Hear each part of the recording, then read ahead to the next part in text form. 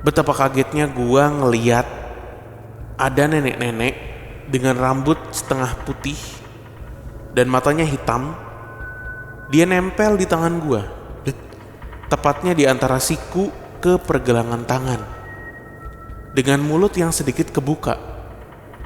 Oh anjir. Pangira witi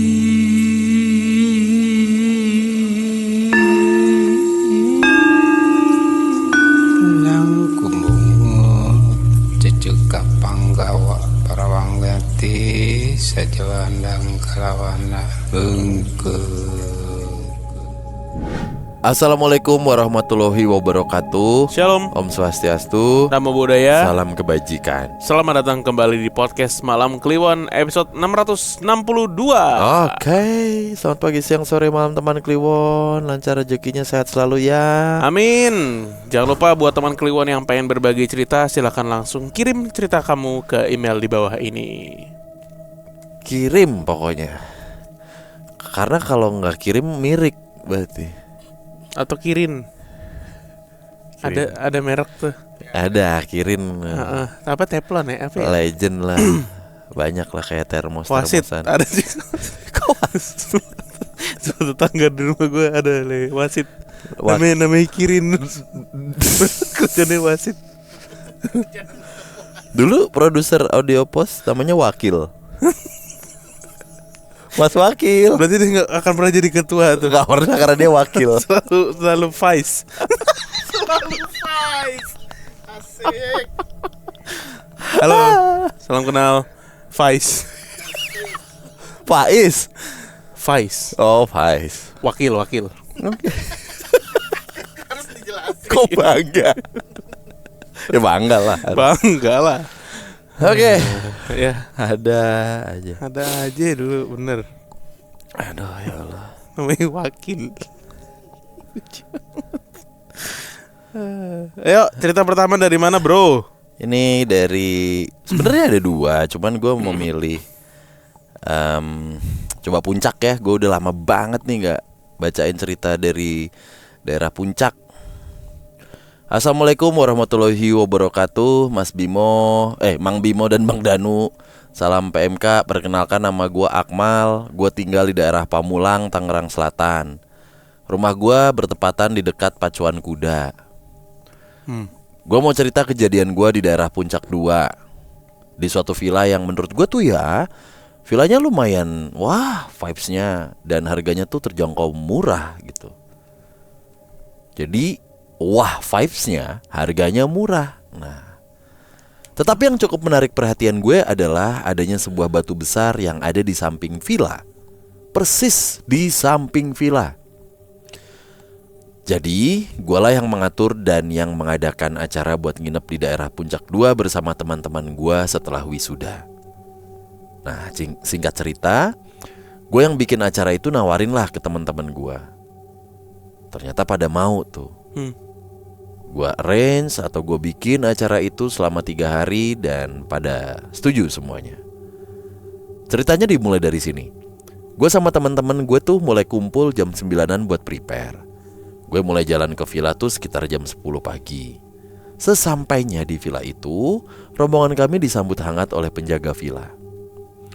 Di situ gue suruh teman-teman gue untuk istirahat dulu aja, menikmati pemandangan-pemandangan gunung di sekitar situ. Di dalam villa itu terdapat 2 buah kamar. Yang pertama kamar di luar, yang kedua kamar di dalam. Kayak anak-anak biasanya, gue bercandalah di kamar kedua itu. Posisi kamar kedua itu pintunya di tengah, kasurnya di pojok kiri, dan sebelah kanan tuh ada lemari setinggi orang dewasa.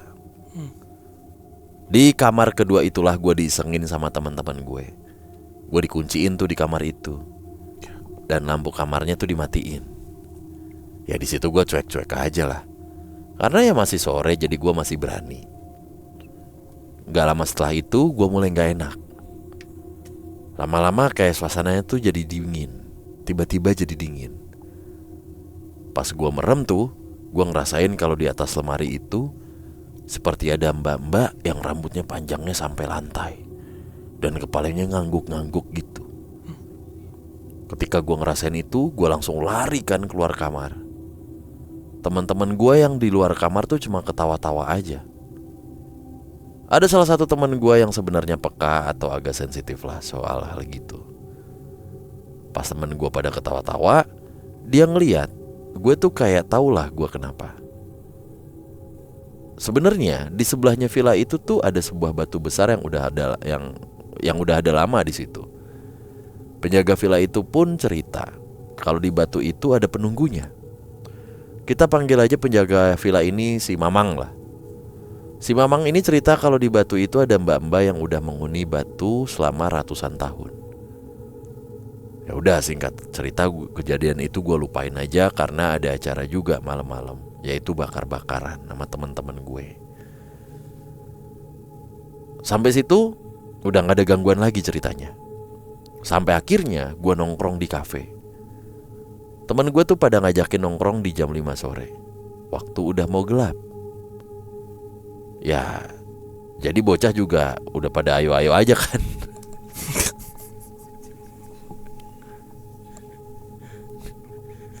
Gue kira aja jadi bocah udah pada tidur, bocah koplo. Ya jadi bocah juga pada udah ayo-ayo aja kan. Ya udah, akhirnya teman-teman gue jalan tuh jam 5-an. Saat di kafe ya nggak ada apa-apa sebenarnya, nggak ada gangguan apa-apa gitu, tenang aja. Kejadian lainnya dimulai dari sini nih. Sebut aja teman gue yang sensitif ini Mbak Mutiara. Gue selesai nongkrong di situ kan ketika udah jam menunjukkan jam 8 malam. Gue sama teman-teman gue pulang nih, ngelewatin jalan yang bener-bener gelap dan gak ada lampu sama sekali. Perkampungannya tuh pun bener-bener pelosok. Awalnya emang aman-aman aja. Posisi gue tuh paling belakang, bawa motor bersama 5 temen gue yang boncengan berdua-berdua. Tapi gue sendiri tuh. Saat itu gue di posisi paling belakang. Gak ada gangguan sama sekali sebenarnya. Cuma karena gue bosan, gue pindah ke depan. Gue mimpin jalan. Gangguan pun dimulai dari sini. Pas gue mimpin jalan, gue lewatin tanjakan yang berkelok-kelok gitu kan. Pas banget nih ada belokan di tanjakan itu, ada satu pohon gede di situ. Gue mulai ngerasa ada aura-aura yang gak enak. Awalnya sih auranya kecil, cuma lama-lama makin gede. Gue udah mulai merinding kan nih, karena gue tahu itu sosok apa. Sosok tinggi berbulu besar. Oh, kayaknya kebalik nih dia nih. Sosok tinggi besar berbulu. Mungkin sosok tinggi, berbulu, dan besar gitu. Ya bisa. Bisa. Bukan berbulu besar.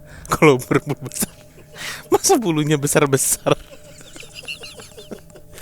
Bulu apa konde? Berbulu besar. Udah tuh.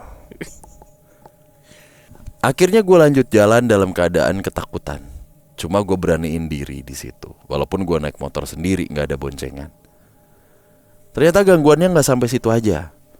Pas di jalan turunan itu, gue lihat dengan jelas ada pohon pisang yang satu helai daunnya goyang sendiri. Padahal gue udah lihat di sekitar tuh bener-bener nggak ada angin sama sekali. Dan rumput-rumput sama pohon yang lain tuh nggak ada yang gerak sama sekali. Cuma satu pohon pisang itu ada aja gitu. Terus tiba-tiba gue seperti melihat bayang-bayang gitu. Ada sesosok pocong yang lagi berdiri di samping pohon pisang. Dan dia kayak ngangguk-ngangguk gitulah. Pokoknya di situ gue langsung ketakutan dan merinding. Jadi gue langsung ngebut tuh. Dan akhirnya teman-teman gue kan nanyain ya, kenapa? Jadi gue nggak ceritain tuh di situ. Akhirnya gue dan teman-teman gue udah sampai villa. Punggung gue berasa berat. Dari situ gue kaget banget. Ternyata temen gue juga digangguin. Jadi si Mbak Mutiara ini nggak sengaja melihat hantu yang cuman kepala doang. Dan di situ dia nggak sengaja melihat hantu itu. Lalu hantunya tuh seperti sadar kalau teman gue ini melihat dia. Jadi si hantu ini kayak berdiri terbang di samping kepala dia sambil menangis. Kepalanya doang gitu. Oh, teman gue pun ketakutan sampai nangis di punggung teman gue yang lain. Gue pun akhirnya meminta tolong si Mamang yang jaga villa itu buat membersihkan kami. Si Mamang pun bantuin kami buat bersihin selama kurang lebih 1 jam sampai akhirnya berat di punggung gue menghilang. Akhirnya setelah kejadian itu besoknya gue pulang karena emang acaranya udah selesai. Dan semua teman-teman gue pun berhasil sampai ke rumah dengan selamat. Nah, gue kira tuh gangguannya udah sampai kemarin aja. Ternyata enggak. Hantu yang ngegangguin gue yang di pohon pisang itu ternyata masuk ke dalam mimpi gue. Di situ gue langsung kaget. Ternyata dia ngikutin sampai rumah gue. Mungkin sampai sini aja bang cerita dari gue. Wassalamualaikum warahmatullahi wabarakatuh. Oh, oh berarti tuh dia dimatiin lampunya tuh. Ini gue agak ada sedikit yang aneh sih. Ini iseng dulu dimatiin, terus dianya tidur. Pas tidur baru berasa. Iya. Itu kejadian diisenginnya tuh siang. Baru nyampe. Karena ya masih sore, jadi gue masih berani. Gitu. Masalahnya kan kamarnya dikunciin nih. Informasi awalnya gue dikunciin di kamar itu dan lampu kamarnya tuh dimatiin. Di situ gue cuek-cuek aja kan, karena masih sore, jadi gue masih berani. Gak lama setelah itu, gue mulai gak enak. Lama-lama kayak suasananya tuh tiba-tiba jadi dingin. Ya pokoknya sampai dia ngelihat ada mbak-mbak rambutnya panjang. Ketika gue ngerasain itu, gue langsung lari keluar kamar. Teman-teman gue yang di luar cuman ketawa-tawa aja. Mungkin ya dia gedor-gedor cuma nggak ditulis gitu kali. Tadi katanya dikunciin kan? Berarti ini kejadiannya banyaknya sebenarnya di jalan ya? Bukan di villanya. Bukan. Oh. Nah, terus juga kan dia bilang 3 hari ya Pak ya. Kan malamnya dia ke kafe nih. Bener ya? Ya, sampai malam. Bener ya? Terus abis itu dia pulang disembuhin mamangnya. Besoknya udah pulang, berarti cuma 2 hari dong. Dia arrange villanya 3 hari katanya. Nggak ngerti. Terus nggak jadi bakar-bakar begitu dia berarti. Nggak diceritain mungkin ya. Atau nih ya lu bisa baca lah dari ini. Bener, gue langsung dari masnya. Kita Bener. bisa tangkep masnya. Lucu dia nih kalau cerita pasti nih orangnya. Set dia bosan paling belakang, dia mimpin perjalanan. Ngeliat tuh hantu-hantu, langsung ngebut.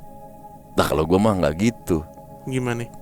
Melanin lah, gue di tengah dah gitu. Gantian ya. Maksudnya daripada gue paling depan. Tapi ini puncak 2 ya berarti ya? Puncak 2. Puncak 2 tuh gue lupa deh danau apa ya satu apa? Nah tuh? ya. Bener itu puncak 2 ya? Itu kan yang cerita itu ada.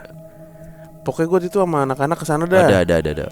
Nah buat sampai ke sana tuh kayak lu beda kelurahan atau kecamatan gitu jalannya beda sih. Beda, ada yang rusak. Ada yang rusak banget, bolong-bolong. Terus ntar masuk, wih anjing bagus banget. Bagus, bener. Enak banget tuh gitu. Tapi kalau malam memang gelap sih bener, kayak yang diceritain. Ini ya kudunya ya, kalau ada cerita-cerita gini nih, yang dieksplor tuh, misalnya nih setup ceritanya kayak gini. Ya tapi pengalaman anyway sih ya. Gue penasaran sama si batu yang ditungguin sama mbak-mbak kuntilanak itu. Kayak menarik nih gitu untuk dikulik. Apalagi mamangnya juga talkative kan. Kalau dibaca dari tulisannya masnya nih. Batunya tuh batu gede banget gitu ya. Batu gunung, batu gede banget lah, Central Park lah pokoknya lah batunya. Batu segede Central Park atau Taman Anggrek lah, jadi ada tempat skatingnya gitu. Batu segede ada Taman apa? Anggrek. Oh iya, ada LED. Daripada gunung yang cuma segini, ayo lo. Iya tuh anjir, gunung paling kecil sedunia. Apa dah? Kok bisa dibilang gunung kalau kecil begitu ya? Prosesnya kali, kenapa dia bisa bentuk begitu? Itu kerikil kali itu ya. Segini. Masih bilang gunung sih. Gunung kan harus gede, harus tinggi. Kalau yang viral tukang cuanki kecil. Wah itu lucu banget, 1000 kan banyak banget gimmicknya kalau itu ya. Jatuhnya 5 minute club. Iya. Oke, kita lanjut ke cerita berikutnya. Kali ini seorang teman Kliwon yang pernah bersekolah di Riau. Wih, Jarang kita dapat cerita dari Riau ya. jarang. Assalamualaikum bang, kenalin panggil aja gue Putra. Gue sering nonton video kalian di YouTube. Dan di sini gue mau kasih salah satu cerita horor yang pernah gue alamin. Saking horor dan seremnya cerita ini, sampai sekarang gue nggak bisa lupain. Oke.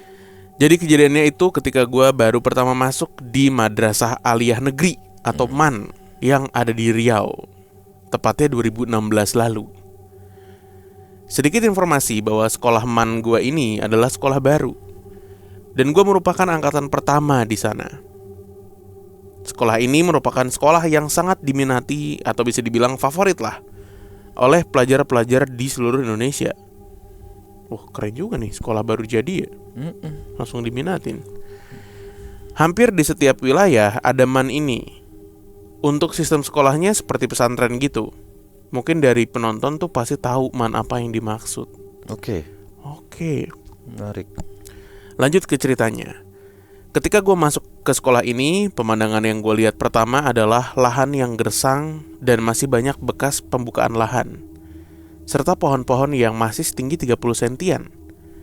Seperti yang gue bilang tadi, ini sekolah baru buka, jadi bener-bener masih kayak kosong gitu.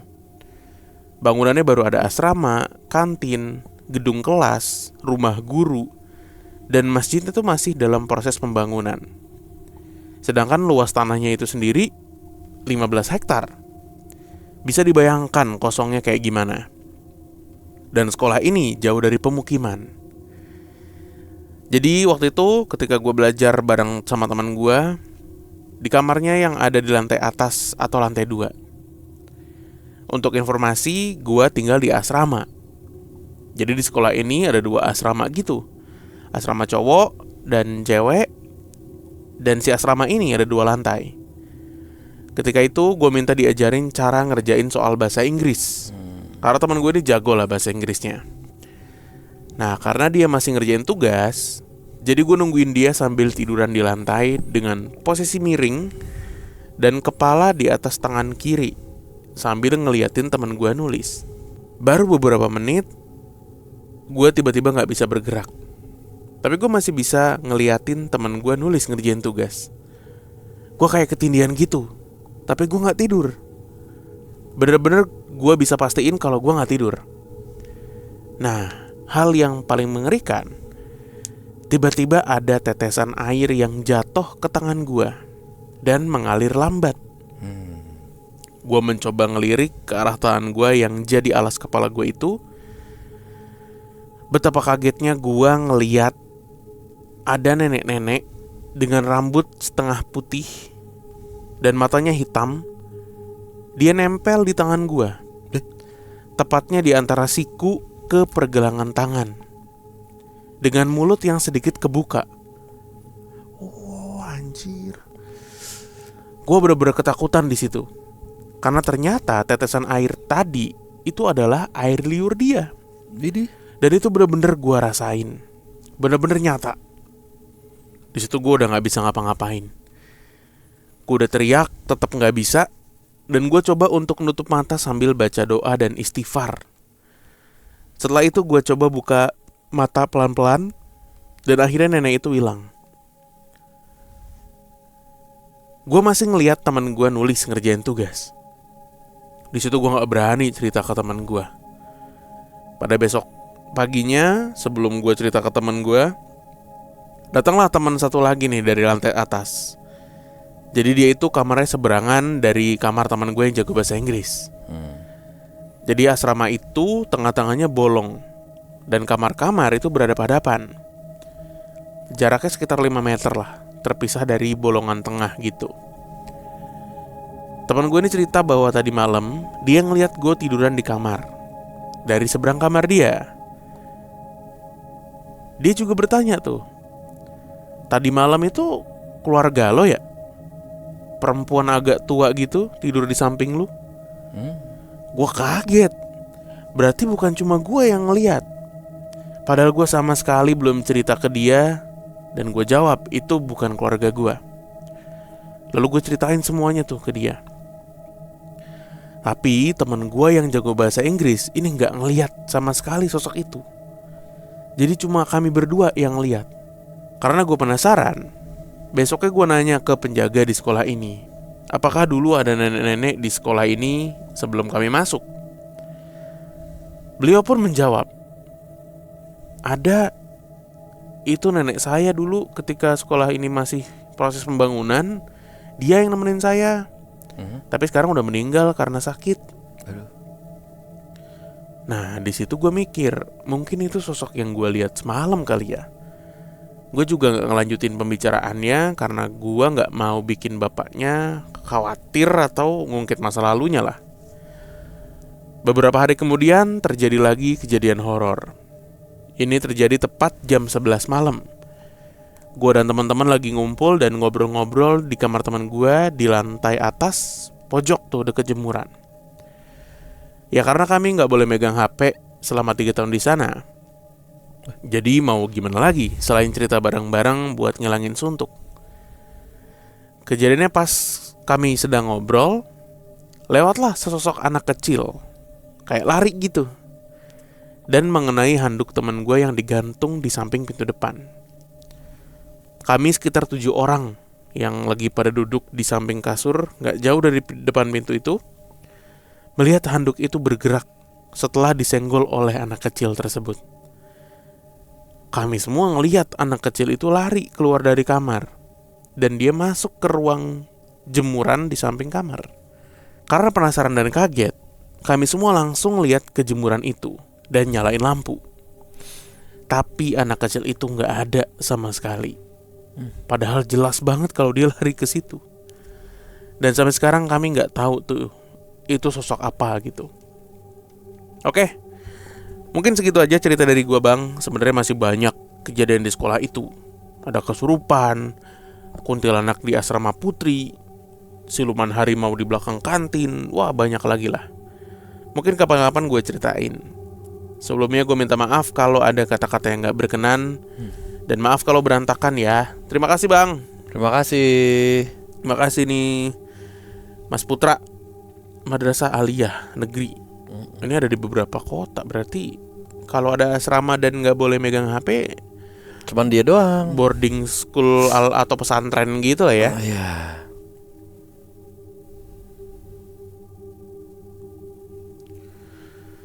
Di Riau 2016 nih. Pas banget 10 tahun lalu. Kemarin jadi tren ya 2016. Nenek-nenek 2016 masih nenek-nenek gak? Masih, cuma gak tahu ngiler apa enggak. Kalau dulu kan ngiler tuh, main tidur aja, ada orang telentang. Tapi berarti nenek-nenek itu Apa? ada dulu nenek saya itu. Iya nenek ke sekolah. Gak tahu juga sih. Coba kan nenek-nenek kan gak cuma satu ya. Daya banyak pak. Iya makanya. Gimana? Nenekku idola aku ada. Waduh. Wali. Willy. Nenekku memimpin negara ada. Siapa itu? Margaret Thatcher. Margaret Thatcher. Sunade kan nenek-nenek, tapi dia memimpin negara juga. Iya. PM Jepang tuh yang kemarin. Gue ini deh pengen Duduk. cerita deh masalah 2016. Apa? Kan gue kemarin ngupload itu kan. Upload yang itu kan, postingan itu. Terus ada salah satu komen, apa yang Mas Bimo upload menjadi refleksi diri saya, sama seperti yang Mas Bimo rasakan.